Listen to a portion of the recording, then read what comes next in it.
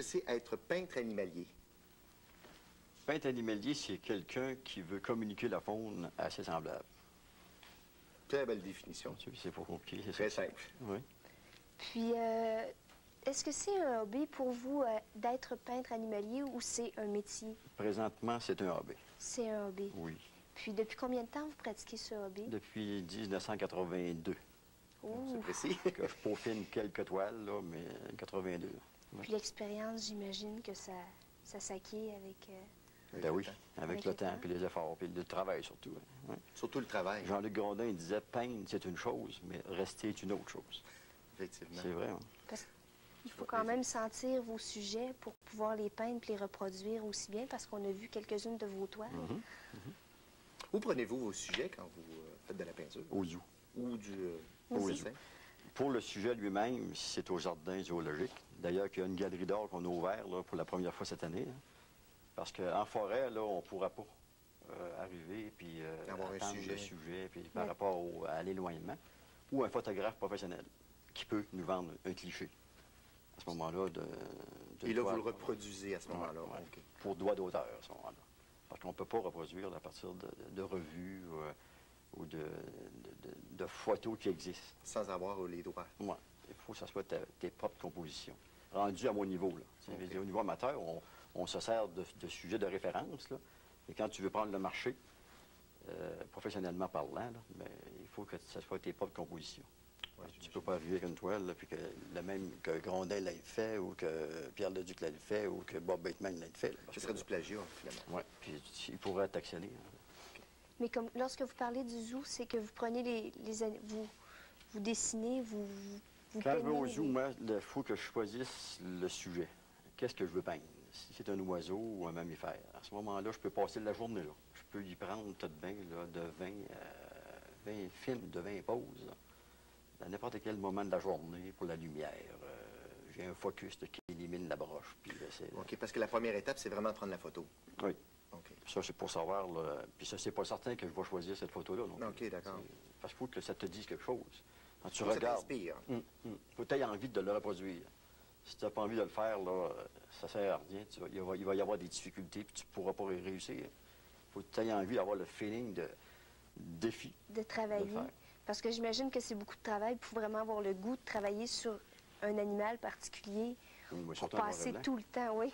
Surtout en noir et blanc. De toute façon, à tous les niveaux, finalement, c'est de la reproduction, que vous le repreniez d'une personne qui vous vend une photo. Il faut d'abord, avant tout, de prendre une photo. Moi, à partir d'une photo, parce qu'on ne pourra pas là, prendre un sujet, là, à son état là, vivant, parce qu'il faut l'immobiliser. Oh, ben oui. OK. Ce que je fais, moi, c'est le zoo ou n'importe quel sujet, là, ou ça peut être chez nous même, un mammifère que je peux apprivoiser. Là. Mais l'environnement, là, par exemple, il faut sur le plancher, il faut sur le terrain, il faut savoir où le mettre. Parce qu'en peinture, c'est pas de faire l'animal ou l'oiseau qui est difficile, c'est la composition. Le mettre, de quelle manière l'interpréter pour attirer l'œil et l'attention de monsieur tout le monde, en fait. Il ne faut pas dire, ben, ça c'est une toile, c'est un tableau, mais il faut qu'il te dise quelque chose. C'est ça l'affaire. Que les gens accrochent. Puis pour que l'animal ait l'air vivant aussi. Oui. Puis il faut le cadrer différemment des autres peintres animaliers existants.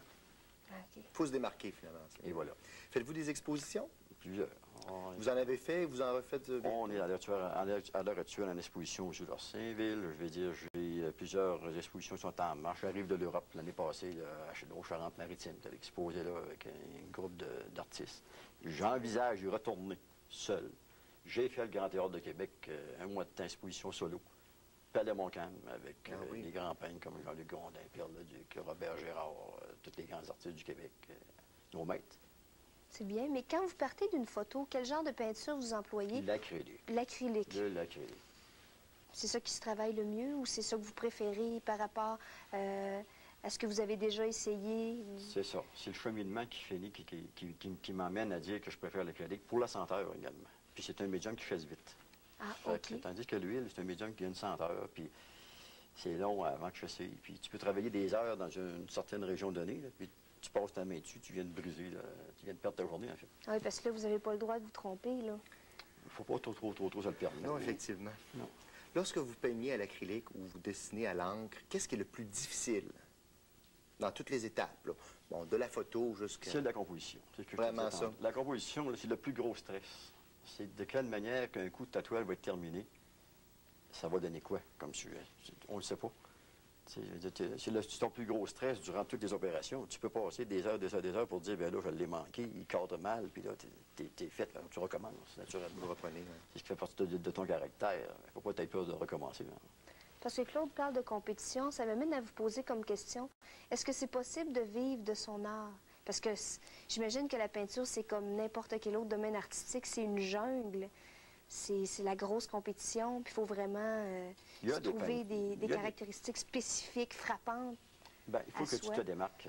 Moi, je peignais avec Tex Lacor dans Charlevoix. Tex, il a sa personnalité, puis Tex était reconnu en Europe. Au Québec, on n'a plus de difficultés. Je pense qu'il faut être connu en dehors du pays, pour aussi dire, tu reconnaisses après. Malheureusement, c'est malheureux, mais c'est même que ça fonctionne. Il y en a qui en vivent, mais c'est à compter sur nos doigts. Tandis qu'aux États-Unis, il y en a beaucoup. Ah oui, puis est-ce que vous vous attendez, dans les prochaines années, à peut-être en faire un métier? Ah ben oui. Oui? Je me donne 5 ans. Depuis 5 ans, je vais faire que ça, j'imagine. Quand vous dites 5 ans, c'est quoi votre cheminement que vous prévoyez pour 5 ans? Parce que c'est quand même assez précis. Vous dites... Ben, je dis 5 ans, c'est parce que là, je vais être rendu d'une âge aussi qu'il va me retirer du marché du travail, du milieu du travail, là, puis que je vais faire que ce que j'ai envie de faire. Vous consacrez à votre art. Parce que tu es un artiste quand tu l'es. Tu ne deviens pas artiste à ta retraite. Ceux qui disent, je vais prendre ma pension, là, puis je vais me mettre à peindre, il va faire comme tout le monde, il va peindre. Mais c'est pas ça. Un artiste, ça, c'est à l'année. Il ne faut pas que ce soit une corvée. C'est une passion. Ah, mais c'est l'enfer. Tant que garder les oiseaux, rien que ça. La vie est là. Hein. Ah oui. Le retour aux sources, en fait. Parce que ça doit toujours... Lorsque vous êtes en nature, vous devez toujours dire, ah, ça serait le fun. On manque de temps. Vous manquez de temps. J'imagine que c'est ça un petit peu la frustration quand on travaille et qu'on voudrait faire ça à temps plein. C'est la frustration qu'on peut vivre un petit peu tous les jours, même toutes les semaines. Bien, il y a aussi le marketing, puis il y a la mise en marché aussi. Il y a ta personnalité, il y a ton style. La première chose à faire, c'est de trouver ton style. Beaucoup de peintres peignent, mais malheureusement, ils n'ont pas de style. Tu vas reconnaître le professeur dans le toile. Ils ne trouvent jamais leur style propre.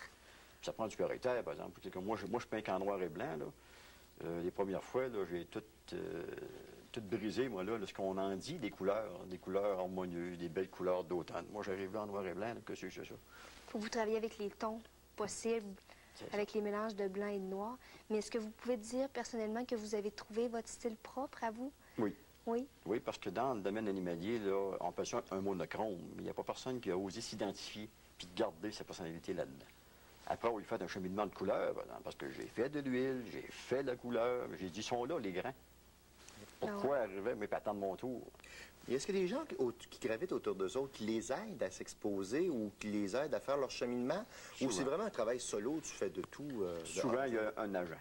Un agent? Qui gère le peintre, puis s'occupe de le monter. Puis, moi, j'en ai eu un, et puis j'étais pas tout à fait prête à ça, puis ça n'allait pas tout à fait comme je le pensais. Fait que, présentement, là aussi, il y a, qui disait, c'est pas Yacorto, mais le peintre Richard disait qu'il y a beaucoup d'artistes à peindre au Québec, mais malheureusement, peu sont capables de se vendre. Bien, c'est pour ça que je vous disais ça, parce que souvent dans l'art, les artistes ont besoin de gens qui les vendent.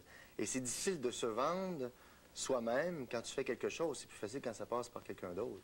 Par contre, à mon avis, tu peux te faire abuser. Il y a des abus. Oui. Ah oui, c'est sûr. Ou te faire imposer certaines idées, puis pour un artiste, c'est bien difficile de se faire imposer des idées. Il n'est pas possible de se faire dire, là, tu vas me faire tel animal, ça, monsieur, ça, c'est triste.